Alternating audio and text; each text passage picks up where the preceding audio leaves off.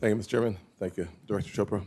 Yeah, in my opening statement, I talked a lot about my concerns that you and your agency continue to push enforcement regulations and policymaking through blog posts and speeches rather than through the appropriate Administrative Procedure Act, the process.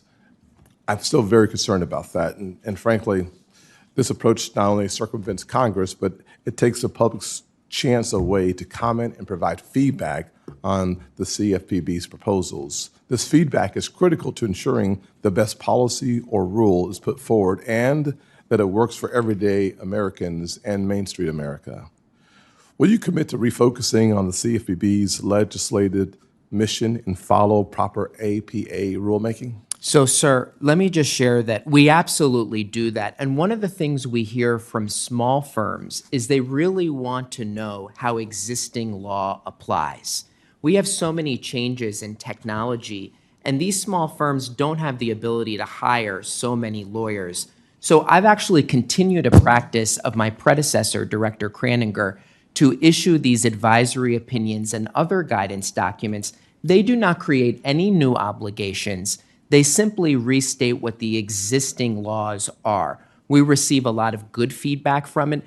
When this policy was proposed, the Consumer Bankers Association, others really cheered it on because there's a need, especially with the complexity of some of these old rules that have been on the books.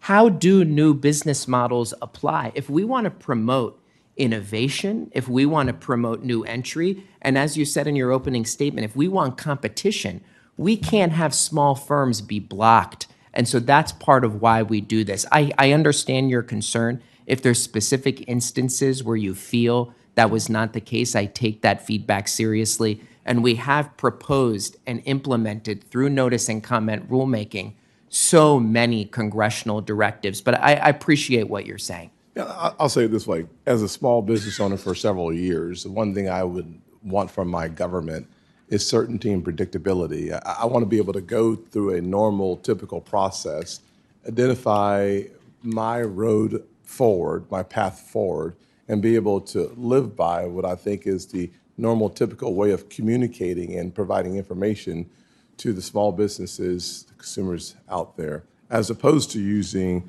a patchwork quilt of post speeches in order to provide clarifying information to the public. To me, it makes sense that if a business has to rely on the federal government, the one thing we ought to do is do it.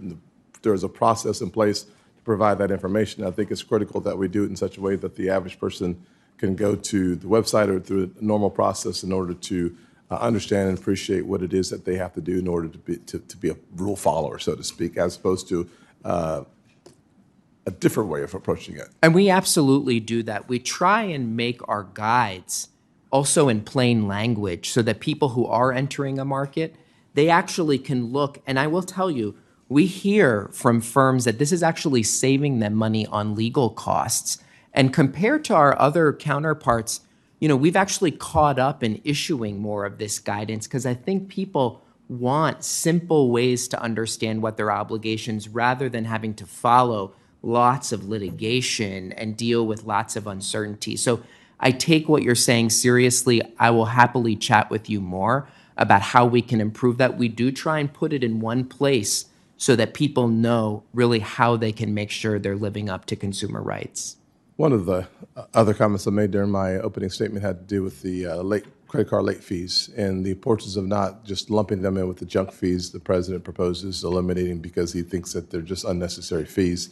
Fact of the matter is that some fees are, as I said in the opening statement, provides discipline, financial discipline, so that when you want a loan for a car, a business, or a mortgage, that you get better rates because the financial discipline that is encouraged through late fees is there. And the question I would ask you is twofold. Number one, the approach of trying to eliminate the credit card fee sounds great because, as I said, no one wants to pay the fee. But the truth of the matter is that that fee is going to be paid just in a different form. If it costs an institution $29 or $38 to collect the fee and you eliminate the fee, you still are going to figure out how to collect that fee, whether it's through increased interest rates or increased cost of products. It doesn't go away. There's this misnomer that somehow the government can just snap its fingers and say the fee is no longer there. but it's embedded in the cost of everything else. So what ultimately happens to small businesses that are starting out, that the entry level, the fee for entry goes up because the government figures out how to squeeze the balloon, but it just creates more pressure somewhere else. And so I hope that you'll take that into consideration. I don't have time for an answer, but I do think it's important that we understand that if you take out a loan, you pay it back. If you don't pay it back on time, there's an incentive to do so, or a disincentive not to do so the next time around. Those are really important considerations in a free market economy, that we understand that there is no free lunch. You can't just take away a fee and assume that it's gone. You have to understand that taking away the fee only means that you're going to paint it into the overall structure and cost associated with that institution, whatever it is. Thank you, Mr. Chairman, may I respond? Of course. So our proposal does not seek to eliminate fees. Right, it just goes down from what it is down significantly. No, they are fully allowed to capture their costs, and I worry that there's been some misinformation about this. The proposal allows recovery of costs. What it does is it revisits a provision in the rule that the Fed put in a while ago, and we're trying to make that more rigorous and make sure it reflects market realities. And one of the things that our issuers tell us is that they don't want to profit off of late fees. That's exactly the goal here, because the law says those penalty fees are supposed to be reasonable and proportional. We're trying to make it more clear about the way we can do that while also making the market more competitive.